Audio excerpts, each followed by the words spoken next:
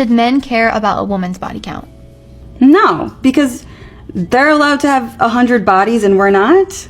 Not that I do, but I'm just saying, you know. No. I personally don't think so. No, I guess.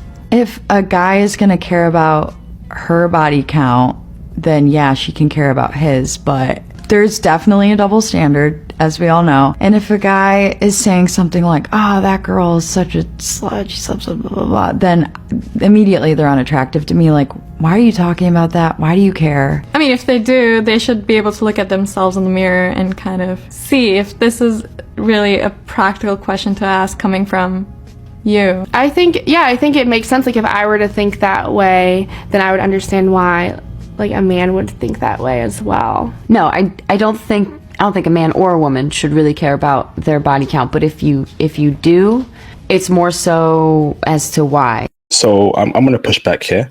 Men should absolutely care about a woman's body count. No man or woman's fight for a chick unless he's delusional and he's not well in the head that has, a lot of bodies. 1,000, 50, even 10 is too much. Even 8 is too much. We want low body count chicks, preferably virgins. Women who are virgins, women who have low body counts, right? The relationship will last longer. Okay. She'll be able to pair bond with you. Women with high body counts have been used and passed through, okay? And to me, it's also unhygienic too, okay? It will also mess up their chemistry, the way they think, and y'all don't want that, okay? So Western women have a problem when men ask them, what's your body count, Why is that, Theo? It's weird. Break it down for us, Phil. What's your thoughts? Well, the women don't want men to care about the body count, so they can keep on increasing the body count. And it's been shown more than once that the higher the body count, the least likely she is able to pair bond. And that is definitely an issue, especially if you're going to do long term and you're going to be having a legal marriage, a legal agreement with somebody. For me, body count is very important, of course. And when the women say this, like they're in delusional land about men's body count. Most Gen Z and millennial women's body counts are higher than mine, and I'm 51 years old and I've traveled the world. That's really ridiculous, but it's actually true. And I would look at them and say, well, what the hell? How can you have a higher body count than me? What are you doing? What are you doing with your life? It really reflects on her own self-image and on her her choice selection, her ability to choose what's in her thinking, what she's really thinking about. I don't know why you need to sleep with so many people. Doesn't make sense to me. But she said she's saying she's finding herself or something like that. I'm like, yeah, you can. I found myself too. I didn't sleep with half the city in order to find myself. I find myself first, and then I think about dating. I don't find myself through 3 or 4ing myself to everyone. Again, that was even in Japan, where it was really easy for me to date. So these kind of women, they're talking. I look at them and say, any man worth his salt who has any kind of discipline would reject these women straight out. These women are wanting a certain kind of man who has a high body count, and those guys aren't going to be choosing for these kind of women. These are average women compared to him, what he can actually get in his options. Thanks, Phil. Let me ask this right. So, what would you do if a woman asked you for your body count? Would you tell her? Would you tell your actual number? Would you tell her, listen, it's low? How would you go about that question if she asked you for your body count? I would tell her to write down her body count, and I would write down mine, and then we would pass the paper. Because remember, if you say your body count first, she's going to automatically modify her body count to be in range of yours. So you write it down first. Theo, you're a genius, bro. You're a genius, Theo. You know that, yeah. Right, bro? Well, yeah, I recognize my enemy. That's I know how to deal with them. So yeah, write it down. That's the way it is.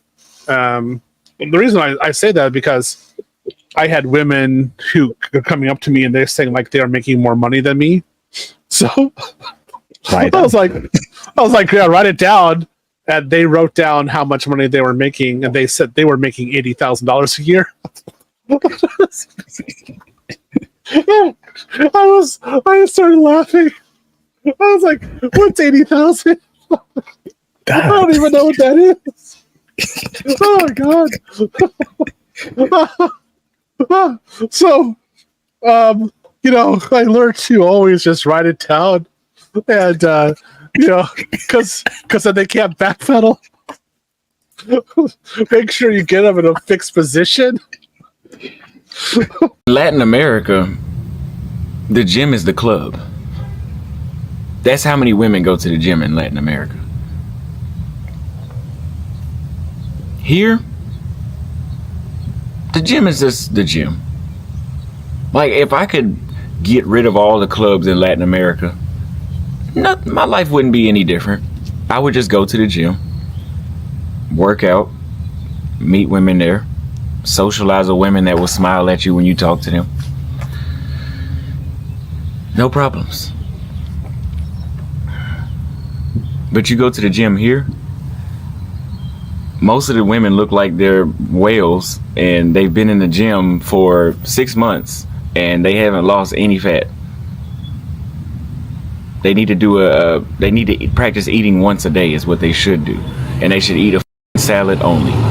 Damn. So Auston is coming for Western women for, not working out correctly, right? Comparing Western women to obviously what he saw there in Latin America. Women in the gym, they look fit, they're looking great. Western chicks in the West are looking horrendous. I'm in the UK. I see it every day. A chick is on a treadmill for 1 hour. She comes out the gym. She's in McDonald's, brother, buying a couple ice cream and snacks and burgers. He ain't wrong here. Auston ain't wrong here, brother. He's speaking facts here. This is why being a passport bro is the best thing ever. You go abroad, you go meet real, natural, beautiful chicks. Not these Western chicks that are pumped up with BBLs, who are overweight, who have window cleaner eyelashes, long nails, weave. We done with that. Ain't that right for you? Break it down for us, bro. Yeah, of course. We're definitely done with it. We're not going to be dealing with this, nor should we. Like, how funny it would be if we were walking around with white people's hair. I mean, come on. I mean, what the heck? I don't understand this. So again, shout out to Auston here, Auston Holleman. I think he's totally correct. When I was in Brazil, most of the women I met or I dated were actually in the gym.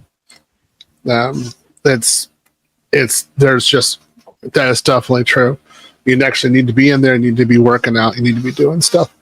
You can't really have that in the United States right now because, again, if a man walks up to a woman, he's a creep, something like that. So the women in the West are destroying their ability to actually meet men in the gym. I think that's totally unfortunate. I think that's where people should be dating. You go abroad, you have better options. Guys, let's go abroad. Why would you stay in the States? Facts. Why would you stay in the States? When you go abroad, when I was in Japan last year, I saw women who were in great shape. I didn't see one fat chick in Japan. I didn't see one fat woman in Japan. I'll keep it real. I went all over the place. I did not see one fat Japanese chicks. I come out to the UK, feel right. I saw a fat chick every 5 seconds, feel. Yeah, exactly. And I think it's even worse in America. America's got the highest obesity rates in the world, right? Get your passport, brothers. These women ain't worth it, man. We also have, I think we have the highest rate of single mothers, at least in the industrialized world. Yeah, it's some sort of huge number. There's no reason to have that many single mothers. It just doesn't make sense. It doesn't, bro. Get your passport, brothers. Get your passport. In the past few minutes, a court in Vietnam has sentenced a wealthy property developer to death for defrauding a bank of billions of dollars. 67-year-old Trong My Lan was found guilty of embezzlement, bribing state officials and violating bank lending regulations after she used her hidden ownership of the Saigon Commercial Bank to channel $44 billion of loans to her own companies. It's been described as one of the greatest bank frauds in history. Wow. So, brothers, you just heard that right. Obviously, as a passport bro, I track the news every day on various countries. And we have a woman in Vietnam that embezzled billions of dollars. Okay. And she's been sentenced to death, for a major corruption scandal in Vietnam. Understand that these foreign countries don't play. These foreign countries, they don't play games, okay? If you mess up there as a foreigner, as a local, major corruption, you do something crazy, okay? You're going to get caught and you'll get dealt with. So please respect the locals' laws, all right? Just because you're a foreigner, don't think you're better than anyone or you are above the law. They will get you, and it ain't gonna be pretty, okay? But billions of dollars, bro. That's crazy. That is crazy, brothers. And they found out who she was, and they put her to death. Right? She's been sentenced to death in Vietnam.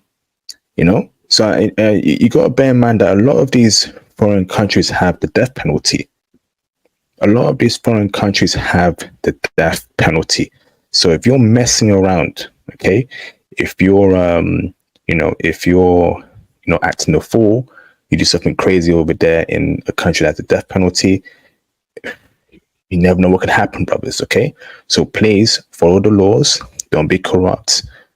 Don't be above the law, all right? And be careful of bad people. Be careful of what you get into. And yeah, okay? Yeah, watch yourselves out there.